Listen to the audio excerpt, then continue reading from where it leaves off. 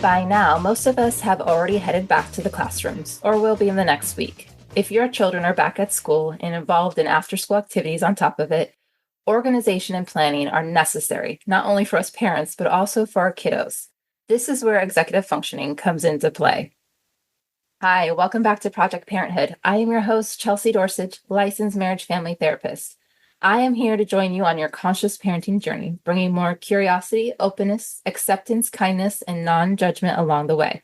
My goal is for us to accept what is out of our control, commit to improving our parenting life, and discover better outcomes for ourselves and our family. Today, I'll be talking about ways in which we can strengthen our children's executive functioning skills so they are ready for school and the extracurriculars that follow. Our executive functioning is the command control tower of our brain.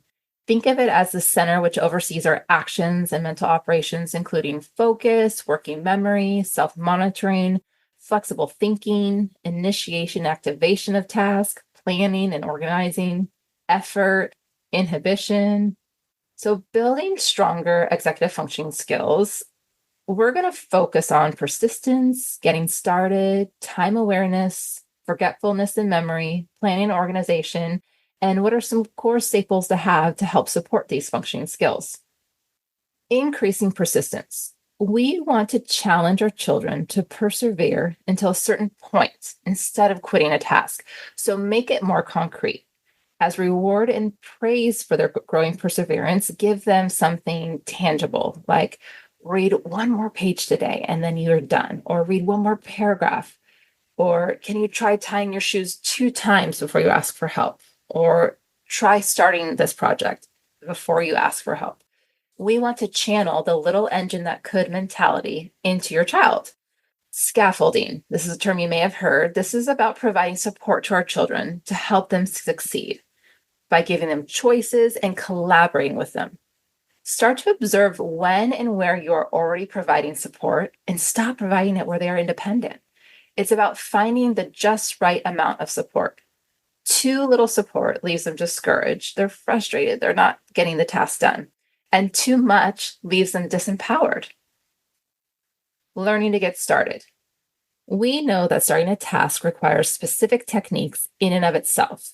We need to lay this out for our kids that there are barriers to getting started. Sometimes there's a lack of materials, so we need to make a list.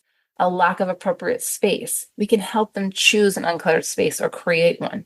Sometimes the task feels too large, so we break it into tiny bites.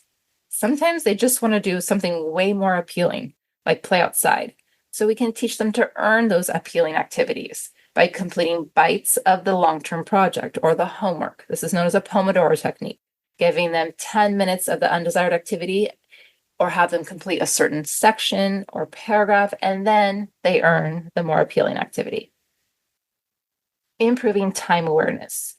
We really want to help children know how much time has passed, how much time is left, and how quickly it's passing. My favorite thing to use are colorful sand timers. You can find them on Etsy and Amazon, and they range from 30 seconds to 10 minutes. There are also audible timers, which can call out the minutes left. This is great for announcing time left before leaving for school or time until bedtime. There's such thing as a time timer, and it has a bold red visual of the remaining time. Calendars. They help children become more aware of the time over long ranges. So maybe a planner with a monthly and a weekly display. Similarly, agendas. By middle school, if not before, we want them listing each day's events and tasks. And the night before, you can go over this with your children, seeing, okay, do you have everything prepared? Is it all in your backpack? Is your jersey for soccer wash, etc.? Reducing forgetfulness. Develop routines. This, in and of itself, will help reduce the amount of reminders needed. Once it's habitual, these routines, fewer reminders are needed. You can create poster boards of each step of the routine.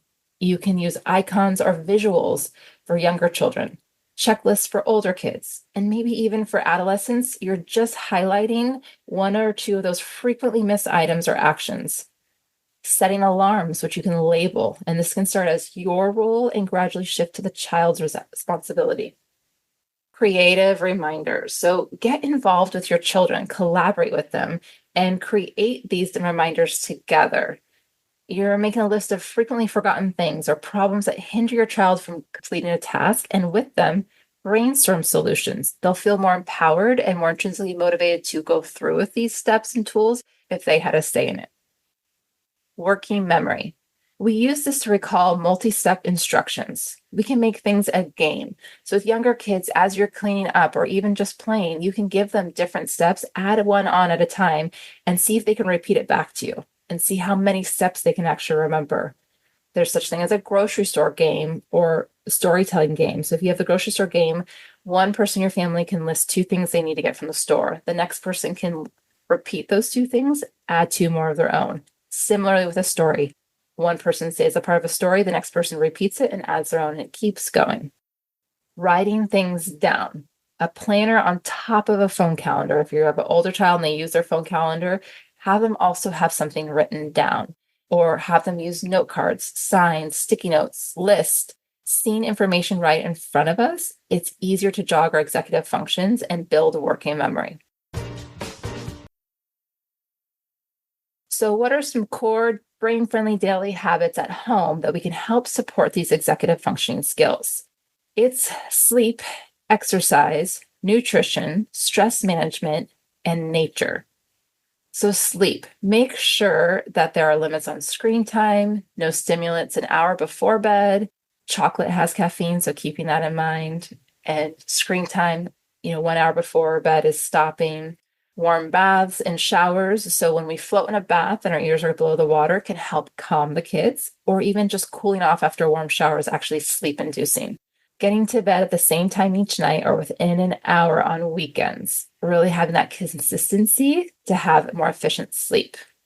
Exercising. So it's known that aerobic exercises actually increase these neurochemicals that support learning and promote growth of neural connections. They're called the brain-derived neuropathic factor, the BDNF.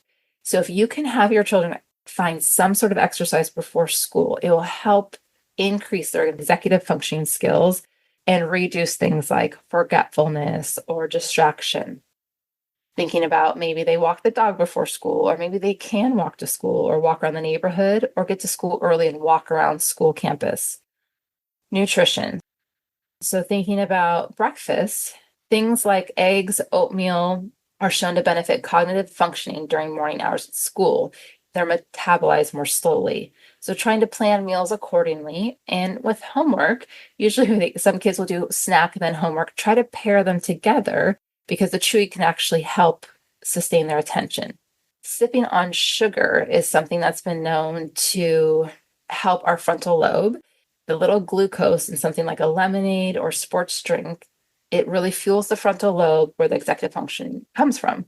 But the operative word is sip. So this doesn't mean a big glass. It could just mean just a little sip of that to get them going for homework. Stress management. So all the things we mentioned, getting enough sleep, having adequate time for getting ready for school, having a protein-rich breakfast, healthy snacks, walking to school or before school. This all helps reduce our stress. When we do have stress, dopamine can start to flood our prefrontal cortex where our executive functioning skills are. So we want to really manage that stress. And one way to think about this too is stopping to refuel. So we notice our kids, if they are starting to become dysregulated or really just off task, have them take a break from whatever they're supposed to be doing. Let them reset and then get back to the activity. Nature. Decreasing hyperactivity and increasing our ability to focus and sustain attention increases in relation to how much our child spends outside in nature. So building in this quote unquote green time is really helpful. Parents, remember, at home, we have the lead role. So we help our children develop a realistic, positive, constructive view of themselves. The home environment is to develop self-understanding and self-confidence to become successful at home, at school, and in social relationships. So your ability to make your child feel understood and supported begin to transfer their skills and strategies outside of the home.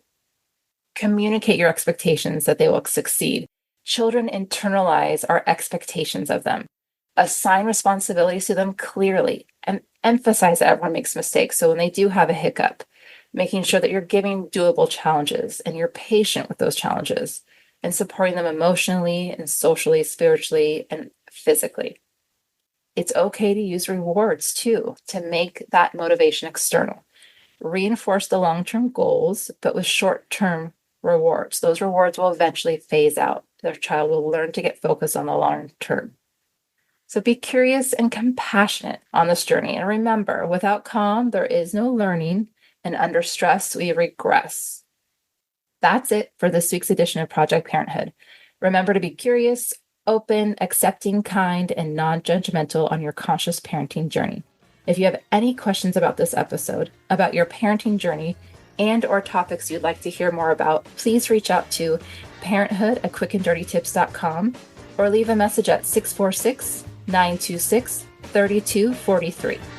Project Parenthood is a Quick and Dirty Tips podcast. Thanks to the team at Quick and Dirty Tips, Holly Hutchings, Davina Tomlin, Morgan Christensen, and Brandon Getches. May you be happy, safe and protected, healthy and strong, and live with ease.